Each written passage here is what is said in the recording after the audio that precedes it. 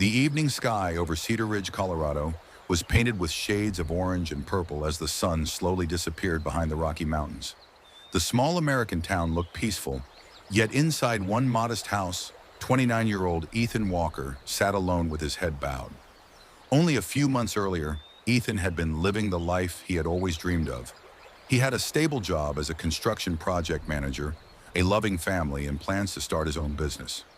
But everything changed in what seemed like a single moment. The company where he worked lost several major contracts. Employees were laid off one after another, and Ethan's name was on the list. Losing his job was only the beginning. Bills began to pile up. His savings slowly disappeared. Every interview ended with the same polite rejection. "I'm sorry, but we've chosen another candidate." Each rejection made his confidence weaker. Fear quietly entered his heart. Every morning, Ethan wanted to search for opportunities, but the voice inside his mind whispered, "Why try again? You'll only fail." Soon, fear became stronger than hope. One Sunday morning, Ethan's grandmother, Margaret, invited him to church. "I don't feel like going," Ethan replied. She smiled gently.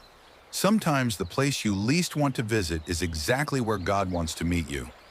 Reluctantly, Ethan agreed. The church was filled with worship music that echoed through the wooden hall. Families prayed together while children smiled without worry. Pastor James stepped onto the stage and opened his Bible. His message that morning was simple. The greatest enemy of faith is not failure, it is fear. Then he read from the Bible. "For God has not given us a spirit of fear, but of power and of love and of a sound mind." 2 Timothy 1:7. Those words pierced Ethan's heart. Pastor James continued, "Fear convinces us that tomorrow is already lost. Faith reminds us that God is already waiting in tomorrow." After the service, Ethan remained seated while everyone else walked outside. Pastor James noticed him. "You seem troubled." Ethan sighed deeply. "I've lost my job. Every interview fails. I feel like my life is over." The pastor smiled kindly. "Have you ever noticed Peter walking on water?" Ethan nodded. He walked as long as he looked at Jesus. The moment he focused on the storm, fear took over, and he began to sink.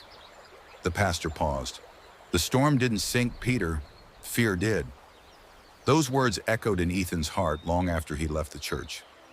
That evening, he opened his old family Bible, something he had not done in years. His eyes stopped on Joshua 1:9. "Be strong and courageous. Do not be afraid. Do not be discouraged. For the Lord your God will be with you wherever you go." For the first time in months, Ethan whispered a prayer. "Lord, I don't know what tomorrow holds, but I want to trust you more than my fears." The next morning, nothing around him had changed. His bills were still waiting. His bank account was still nearly empty. The job market was still competitive. But something inside him had begun to change. Instead of staying in bed, he woke up early. Instead of complaining, he prayed. Instead of fearing rejection, he started applying again with renewed determination. Every interview became an opportunity instead of a burden. Every rejection became a lesson instead of a defeat. Weeks passed. Still, no job offer arrived. One afternoon, while driving home after another unsuccessful interview, Ethan parked beside a quiet lake. He looked across the water and asked God, "Why is this taking so long?" As the wind gently moved across the surface of the lake, he remembered another verse he had read the previous night. "Trust in the Lord with all your heart and lean not on your own understanding." Proverbs 3:5. For the first time, Ethan realized something important. Perhaps God was not only preparing the opportunity, perhaps he was preparing Ethan. Fear had once controlled every decision he made. Now faith was slowly replacing it, one day at a time. He still didn't know where his next paycheck would come from, but he no longer believed that fear had the final word. Because the greatest victory is not when circumstances change. It is when your heart refuses to surrender to fear and chooses to trust God instead. Ethan's quiet confidence was soon tested again. A week later, he received an email inviting him to interview for a position at a large engineering company in Denver. It was the opportunity he had been praying for. He prepared carefully, dressed professionally, and left home before sunrise. Halfway to the city, heavy traffic caused by an accident delayed everyone on the highway. Ethan felt panic rising inside him. What if I'm late? What if they cancel the interview? For a moment, fear tried to take control again. Then he remembered the words of 2 Timothy 1:7. He pulled his car to the side for a minute, closed his eyes and prayed, "Lord, I cannot control this situation, but I trust that you are already ahead of me." When he finally arrived, he apologized for being late. To his surprise, the hiring manager smiled and said, "Don't worry, several candidates were delayed because of the accident. You're right on time." The interview lasted more than an hour. They asked difficult questions, but Ethan answered honestly instead of pretending to know everything. Before leaving, the manager shook his hand warmly. For the first time in months, Ethan felt hopeful. Days passed, but there was still no phone call. Again, fear whispered, "You failed." This time, Ethan refused to listen. Instead of sitting at home worrying, he volunteered at the local church food pantry. Every Saturday, he helped pack groceries for struggling families. There he met people facing challenges far greater than his own: single mothers, elderly veterans, and families who had lost everything after unexpected hardships. One afternoon, an elderly man named Robert thanked Ethan with tears in his eyes. "You may think you're just handing me a box of food," Robert said softly, "but today you've reminded me that God hasn't forgotten me." Those words touched Ethan deeply. He realized that even while waiting for his own miracle, God was using him to become a blessing to others. A few days later, Pastor James called him. "Ethan," he said, "remember David before he faced Goliath? Everyone saw a giant. David saw an opportunity for God to show his power. Fear saw defeat, but faith saw victory." That night, Ethan opened his Bible again and read Psalm 27:1. "The Lord is my light and my salvation. Whom shall I fear?" He smiled.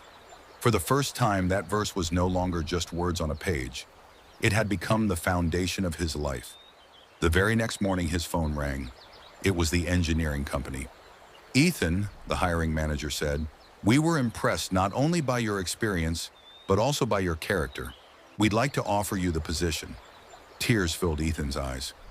He thanked God before saying yes. As he drove to his grandmother's house to share the good news, he remembered the long months of uncertainty. He realized that God had not abandoned him during those difficult days. Every delay had strengthened his faith. Every rejection had built his character. Every moment of fear had become an opportunity to trust God more deeply. His grandmother hugged him tightly and whispered, "You see, my son, fear tells us to quit, but faith tells us to keep walking. God always honors those who trust him." Years later, Ethan often shared his testimony with young people at church. He would always end with the same message: "Don't let fear make your decisions. Fear only shows you the size of the problem. Faith shows you the greatness of God. The battle is not won by the strongest person, but by the one who refuses to give up trusting the Lord." Remember, the moment fear rules your heart, you begin to lose. But the moment you place your faith in God, victory has already begun. And everyone who heard his story left with one unforgettable truth: he who is ruled by fear is already defeated, but the one who trusts in God can overcome every storm. Months turned into years, and Ethan's life became a living testimony of God's faithfulness. The success he enjoyed was not because he was the smartest or the strongest, but because he had learned to trust God instead of surrendering to fear. One weekend, Pastor James invited Ethan to speak at a youth conference attended by hundreds of young people from across the state. Many of them were struggling with fear: fear of failure, fear of rejection, fear of the future, and fear of not being good enough.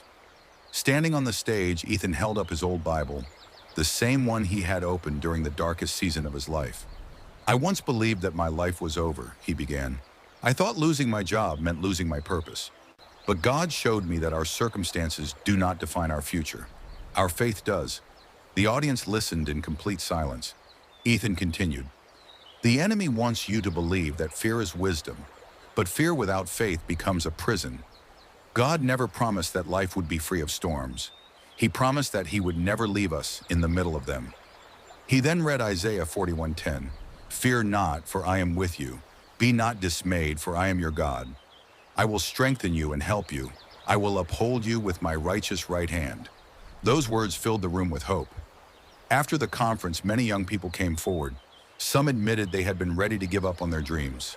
Others confessed they had stopped praying because they believed God had forgotten them. Ethan smiled and said, If you're still breathing, God is still working. Never mistake God's silence for his absence. As he drove home that evening, he looked at the sunset and remembered the frightened man he had once been. He thanked God,